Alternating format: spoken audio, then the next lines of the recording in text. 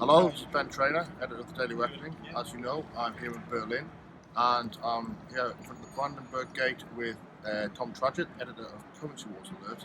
And Tom, the Federal Reserve raised interest rates last night. I thought I'd call you out here in the freezing cold, Yes. in order to get your reaction to that, and for you to talk as to what the immediate impact has been. Sure. Hi everyone. Fed raised last night, a quarter. The forward guidance is probably a little bit more aggressive than people thought, and that could be maybe 3 rises initially, but the market's pushing. But they were saying a similar kind of thing 12 months ago. Well, they were, but I think obviously, the dawn of the new presidential era has probably had a more aggressive impact on the dollar than it done this time last year. In fact, I was writing some updates from my hotel room this morning, and I noticed, listening to CNBC, that the interest rate differential between European and US bonds is at its widest, particularly between Germany and the US, in over 25 years, since 1990. And that's having a dramatic impact on the euro. I mean, earlier it pushed through 105 versus the dollar, and it's now just broken down literally as we speak through 104.5. And you think that's a carry trade because it is, yeah. I mean, where that carry trade's really being seen more than anywhere else is on the dollar yen, and that's pushing towards 118.5. You were saying just before in the lobby that it just hasn't stopped. It hasn't stopped. No, dollar index is pushed its way above 102.5 and probably going to head towards 103 as we speak. The pound has held up quite well because euro sterling is actually going down, but we've got the Bank of England due in half an hour. I expect they'll stay as they are. Of course, by the time this goes out, you might be wrong, but I just think probably right. We'll see. Well, I'm looking for the move. My guys are short, as anybody listening now knows. We're looking for the move to go back towards 120, or more pertinently towards 123. This is the pound against the dollar. That's right. Yeah. I mean, we're testing 125 right now. I mean, as to whether that continues, So, Tom, without holding your feet to the fire, I'd like a fire right now because it's damn cold. Yeah. over the sort of more, this has been the initial impact, but over the next sort of few weeks, do you think this dollar rally's got a lot of legs? I'm reading a lot of things along those lines, so I thought. Well, just looking at the technical bar charts on the monthlies on the euro, it looks to me like we could head pretty sooner than people think, perhaps towards parity, and particularly this time of year when liquidity's fairly sparse anyway. People are closing their books, year end, Christmas.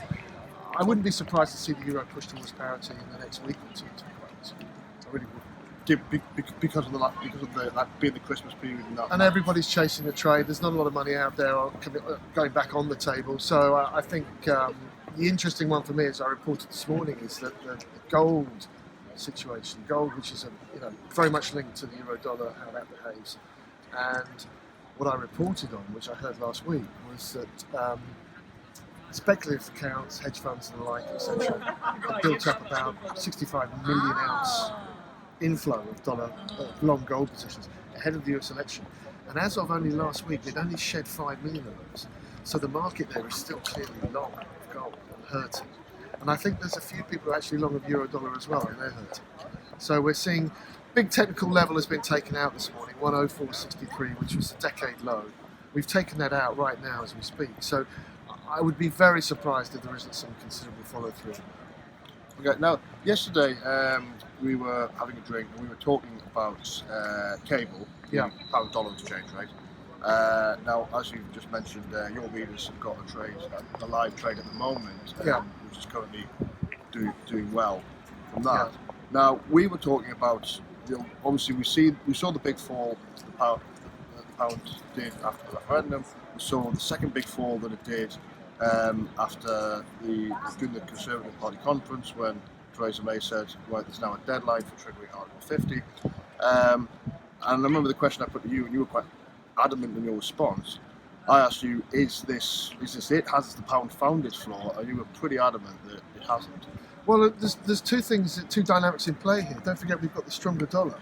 So, a weaker cable, sterling dollar, is not just, predominated by what happens over here in the UK or in Europe. Of course, but you gave some pretty strong pound-specific reasons why. Yeah, I did, and I still think those haven't changed. Basically, I don't think we're going to get a soft Brexit. I don't see how that's going to happen.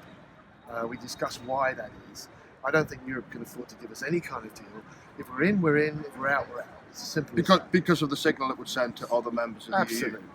I mean, they seem to. Is that not priced in? Is it not already priced in? No, I don't think it is. I think there's still a serious group of people out there who still seem clinging to the belief that we're going to somehow get away with this, and I don't think. That includes people in the market. Absolutely. And there was still, in your view, a bit too much positivity baked into the price. I don't think the realisation has dawned on what we need to achieve to be effective outside. I would actually agree with that, because the conversation still seems to be focused, certainly in the UK, pretty much exclusively on what the government wants and what its plan is going to be, and there seems to be, noticeable by its absence, is much of a consideration of what the other side of the table are going to say. It could well be that there's months and months of jockeying and arguing. We turn up, we say, well, we'd like this kind of a deal. Yeah. And they go, no, you got to bring that.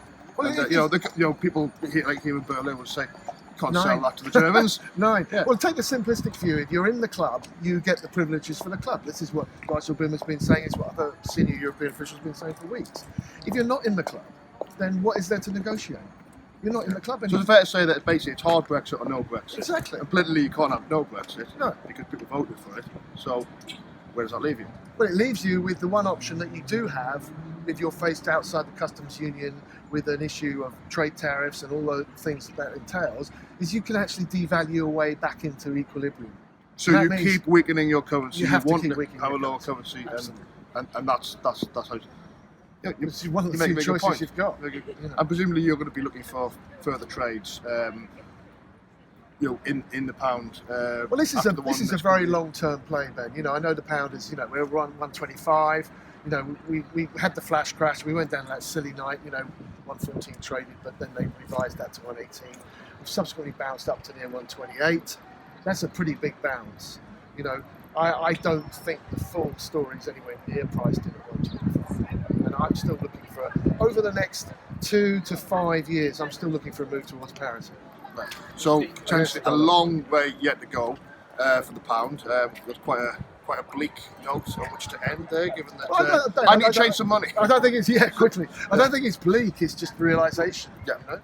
It's not bleak. Yeah, well, look, Tom, thanks very much. I'll let you get back into the war. Let's get war. And I'm going to do the same thing. Thanks very much for watching. And if you join Currency Wars Alert, then you'll get a lot more Tom's insight, and more importantly, you get his actionable trading advice, which so far this year, since we launched the service, has been really, really profitable for readers.